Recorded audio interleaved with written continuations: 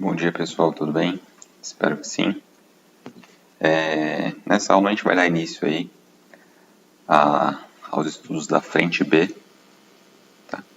E vamos começar falando sobre razões e proporções, tá bom? Então vamos lá? Então, aqui eu já começo direto com vocês usando a definição de razão. Então, razão é uma comparação entre duas grandezas. Tá? O material de vocês não traz aí, mas eu vou lembrar com vocês. Grandeza é tudo aquilo que pode ser contado ou medido. Tá? Por exemplo, a quantidade de fios de cabelo na minha cabeça é algo que pode ser contado. Né? Então, apesar de ser um número pequeno, é uma grandeza. Tá? E tudo aquilo que pode ser medido, minha altura pode ser medida, é uma grandeza. Minha massa pode ser medida, é uma grandeza. Meu nome não pode ser medido, então ele não é uma grandeza. Agora, se eu pensar na quantidade de letras do meu nome, isso passa a ser uma grandeza, tá bom? Então, grandeza é tudo aquilo que pode ser contado ou medido. Tá? E aí, como que a gente faz essa comparação, né, entre essas grandezas?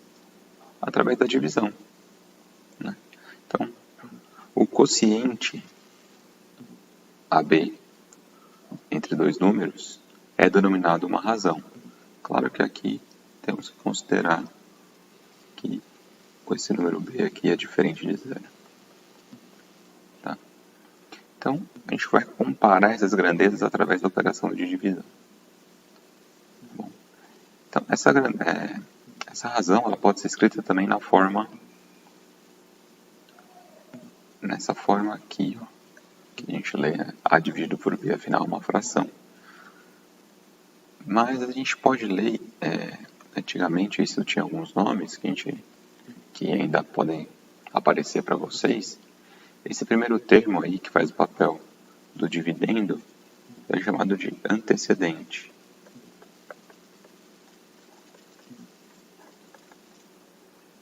E esse segundo termo aí que aparece na razão, né, que eu chamei de B, também pode ser chamado de consequente. Tá bem? Então, basicamente, a gente está vendo aí que a razão é uma comparação entre grandezas, é uma divisão entre dois números, tá bem? Então, por ser uma divisão entre dois números, a gente já viu que pode ser um número inteiro, pode ser um decimal exato, ou pode ser uma dízima. Nesse caso, inclusive, pode ser uma dízima periódica ou não periódica, por isso que eu só coloquei dízima. Tá? Porque se a gente tomar, por exemplo, a razão entre o comprimento de uma circunferência e seu diâmetro, vai dar, a gente já sabe que isso é um número irracional, né? Essa é a definição do número π que eu acabei de falar. A gente conversou um pouquinho sobre isso em aula. Então, por ser uma divisão entre números, então vai ser um número inteiro, um decimal exato ou uma dízima, periódico ou não. Tá? Então, aqui para exemplo, para a gente pensar, em nossa sala de aula, qual a razão entre o número de pessoas que usam óculos e o total de alunos? Como é que a gente vai fazer isso? A gente vai lá e toma a divisão entre o número de pessoas que usam óculos e o total de alunos. Pronto, é isso. Tá bem? Basta fazer isso. Mas aí tem que ter números, né? Então, agora vamos tratar agora da proporção, né? A proporção nada mais é do que uma igualdade entre razões. Sempre que eu tenho uma igualdade entre razões, né, válida, isso é uma proporção. Tá? Então, por exemplo, só para...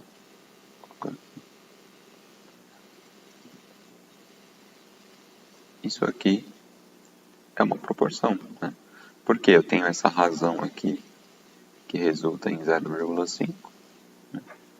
Essa razão aqui também, o quociente dela é 0,5. Então, essas razões são iguais. Logo, elas estabelecem uma proporção. A gente pode escrever uma proporção na forma de fração, né? Como a gente viu. Ou ainda nessa segunda forma que aparece aqui abaixo, com a forma mais antiga. Vamos tratar da forma de fração antes. E vamos ver como a gente opera com isso, né? Ó, se eu partir dessa proporção aqui, tá? Multiplicar aí os dois membros dessa igualdade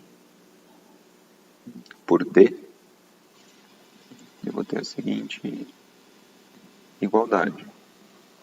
A vezes D sobre B igual a C vezes D sobre D. Com isso eu posso cancelar esse D aqui. Tá? Então, D dividido por D dá 1. E ainda eu posso multiplicar cada um desses termos, esses membros, por B. Então vai ficar A vezes D vezes B sobre B igual a C vezes B, perdão. Multipliquei por B. C vezes B, né? Cancelando esses números B que aparecem em cima e embaixo da fração, a gente vai terminar com a seguinte igualdade. A vezes D é igual a C vezes B. Tá? Então, essa é uma propriedade que sempre vai funcionar para as proporções, que é ela, a multiplicação em cruz, né? Ou o produto cruzado de seus elementos. Se eu fizer aí, ó, A vezes D, isso vai ser igual a C vezes B. Tá? É o que aparece aqui nessa última parte. Então, se eu tenho uma proporção, vale essa propriedade. Tá bem? Um outro jeito de expressar uma proporção é a seguinte maneira, que aparece aqui embaixo. Vou mudar a cor aqui. Não mudou.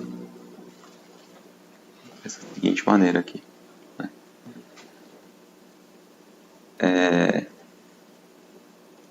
Então, é a mesma coisa, só que escrita de outro modo, né? E os termos agora ganham nomes, né? A gente lê isso da seguinte maneira. A está para B. Esse símbolo aqui representa assim como C está para D. É assim que a gente lê a proporção escrita dessa maneira. A está para B, assim como C está para D. Tá? E esses termos eles passam a ter nomes específicos. Ó. Esses termos que aparecem às extremidades são chamados de extremos. E esses termos que aparecem aqui ao meio, adivinha só, são chamados meios. Né? E aí vale a seguinte regra, né, para a proporção escrita dessa maneira. O produto dos extremos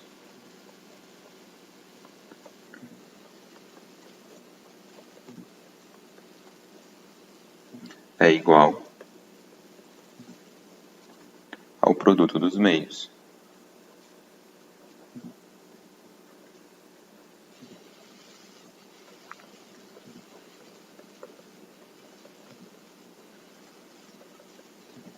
E olha só, fazendo essa conta onde a gente vai chegar, produto dos extremos, A vezes D é igual ao produto dos meios, B vezes C. Tá? Lembrando que na multiplicação de números aqui, eu podia ter omitido esse pontinho aqui, tá? AD igual a BC. Tá? A vezes D significa A vezes D igual a B vezes C. Tá? E aí agora eu vou tratar aqui de algumas propriedades das proporções. Tá bem? A primeira delas aí, que se eu tenho uma proporção A sobre B igual a C sobre D, a primeira delas é imediata, sai da definição que a gente viu. Produto cruzado, né? A vezes D igual a B vezes C. Então, isso daqui, beleza. Todas elas saem de operações simples, partindo da proporção, tá?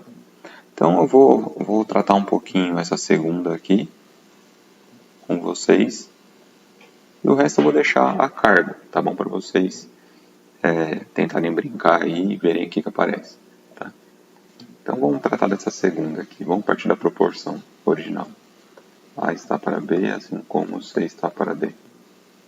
Se eu adiciono uma unidade a cada um dos membros dessa igualdade, eu vou ter essa igualdade? Não, né? Eu estou adicionando a mesma coisa aos dois lados. Eu estou mantendo o equilíbrio da igualdade.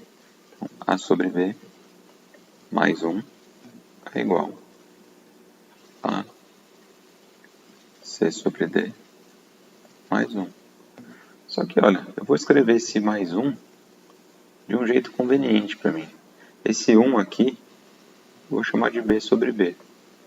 Um número dividido por ele mesmo dá 1. A mesma coisa eu vou fazer com esse 1 do lado direito aqui, nesse membro, no segundo membro dessa igualdade. Vou chamar ele de D sobre D. O que eu vou ter aqui agora? Posso escrever isso como uma única fração, né? Vai ficar A mais B sobre B igual isso aqui como uma única fração. C mais D sobre D. E aí, tenho essa propriedade aqui verificada, tá bom?